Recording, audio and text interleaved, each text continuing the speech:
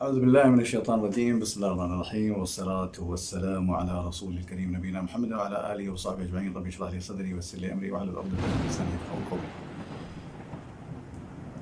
حضور صلی اللہ علیہ وسلم کے ایک حدیث کے مطابق ایک بچہ جو ہے نا جا کر اس نے اپنے باپ کی شکایت کی، تو اس نے کہا کہ اپنے والد صاحب کو بلاؤ. تو جب وہ والد صاحب بھی آئے تو کہنے لگے کہ میرے والد صاحب میرے مال کو استعمال کرنا چاہتے ہیں یا میری چیز کو استعمال کرنا چاہتے ہیں. انہوں نے کہا کہ تم اور تمہارا مال تمہارے والد کا ہے. یہ حدیث میں بڑا واضح انہوں نے بتایا ہے کہ ملکیت باپ کی ہی ہے.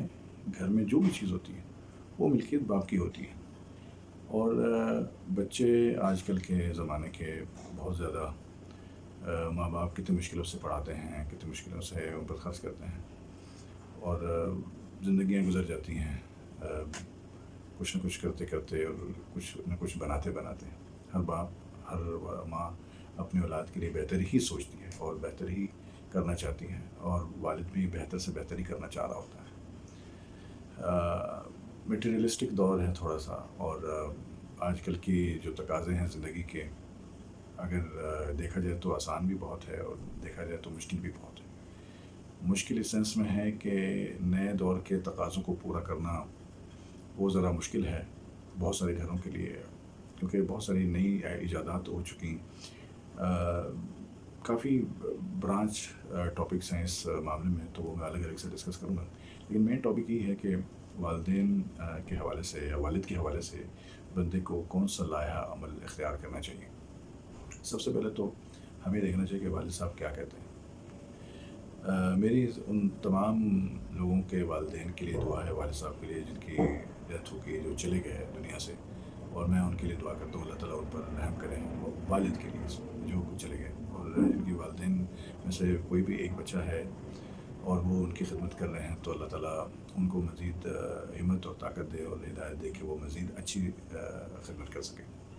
باقی والد صاحب کے مرنے کے بعد یا دونوں میں سے ایک کے گزرنے کے بعد جو ماں ہوتی ہے یا باپ ہوتا ہے اس کے پاس اختیار ہوتا ہے. وہ ظاہر ہے اگر 3-4 بیٹے ہیں یا بیٹیاں ہیں تو بیٹیاں اپنے اپنے گھروں کی ہو جاتی ہیں، اور بیٹے جو ہیں وہ ظاہر ہے اس میں سے اب وہ سب الگ الگ ہی رہ رہے ہوتے ہیں، کئی جگہ ایک جگہ رہ رہے ہوتے ہیں تو والد کو مسئلہ نہیں ہوتا. چاروں بیٹے سامنے ہوتے ہیں، تینوں بیٹے سامنے ہوتے ہیں.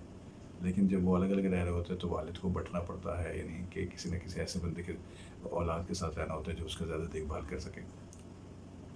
یا کبھی کبھی اس کا دل زیادہ مائل ہوتا ہے ان پیرنٹس میں سے ایک کا کہ کس کے پاس رہنا ہے، تو وہ خود اختیار کرتے ہیں. ابھی خیر یہ بھی ایک الگ سے برانچ ٹاپک ہے. صرف یہ یاد رکھیں کہ جو بھی ہے آپ کے پاس آج، آپ کے والدین زندہ ہیں نہیں زندہ ہیں، وہ ان کے زندہ ہوتے بھی ان کی ملکیت تھی اور آپ بھی ان کی ملکیت ہے. تو آپ اپنے چیزوں کے لیے اپنے والد سے لڑ نہیں سکتے. حدیث کی روح کے مطابق آپ کے پیسے بھی، آپ کا مال بھی، آپ کی چیزیں بھی، آپ کے گھر بار بھی، آپ کی پراپرٹی جو آپ نے خود اپنی محنت سے کمائے ہیں، وہ بھی آپ کے والد صاحب کے لیے.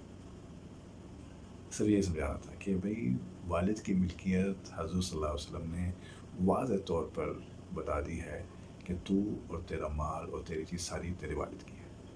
امید ہے اس چیز پر ذرا فوکس کریں کہ بہت امپورٹنٹ چیز ہے. بہت ساری اولادیں جو ہیں وہ جب یعنی کہ بڑی ہو جاتی ہیں تو وہ والدین کو گھروں سے بھی نکال دیتی ہیں، اور کبھی کاٹیجز ہومز میں اور باہر سرونٹ کوارٹرز میں رکھتے ہیں. کبھی تو آپ نے کافی قصے سنے ہوں گے کہ یا دیکھے بھی ہوں گے کہ بچے سے پوچھا کہ جب ہم بڑے ہو گئے تو جب تمہاری شادی ہو جائے گی تو کیا کروں. تو میں بھی انشاءاللہ آپ کو میں سرونٹ کوارٹر بناؤں گا اور میں رکھوں گا آپ کو. ایسا نہیں ہے کہ نہیں رکھوں گا، میں رکھوں گا. تو دیکھیں جیسا کرو گے ویسا بھرو گے. یہ تو ایک سمپل سے معاملات ہیں، ان کو یاد رکھیے گا کہ والد صاحب کے ساتھ برا مت کریں. وہ بھی قصہ میں یاد ہے کہ ایک بوڑھا باپ جو نابینا تھا، اس کو اس کا بیٹا نہر کے کنارے پل کے اوپر تک لے گیا. جب وہاں پہنچے تو اس نے پوچھا تم مجھے کہاں لے کر آئے ہو. اس نے کہا کہ اس نے خیر بتایا کہ میں یہاں نہر پر آیا ہوں اور یہاں پل پر ہوں ابھی. تو والد صاحب نے ان کے کہا اس کو کہ مجھے مارنے لائے ہو، مجھے یہاں گرانے لائے ہو. تو اس نے کہا کہ اب وہ آپ کو کیسے پتہ چلا.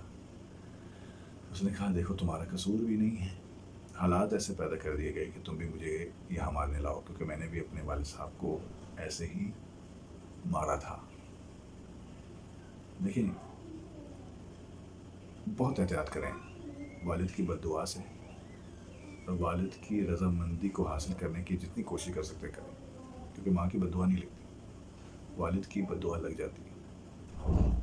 اور وہ اولادیں جو مٹیریلسٹک ہیں، وہ بیویاں جو مٹیریلسٹک ہیں، جو جب تو باہر ہے باپ پر تب تو سب ساتھ ساتھ ہیں، اور جب بیچارے کے تھوڑے سے حالات ڈاؤن ہوتے ہیں اور وہ اس کو چھوڑ کے چلے جاتے ہیں، یہ انتہائی ناانصافی ہے اس انسان کے لیے کہ جو 20-25 سال بھی اپنے خرچ کر دے اور سالوں سال اس کی زندگی کے گزر جائیں اور اینڈ پر آ کر اس کو چھوڑ کر چلے جائیں۔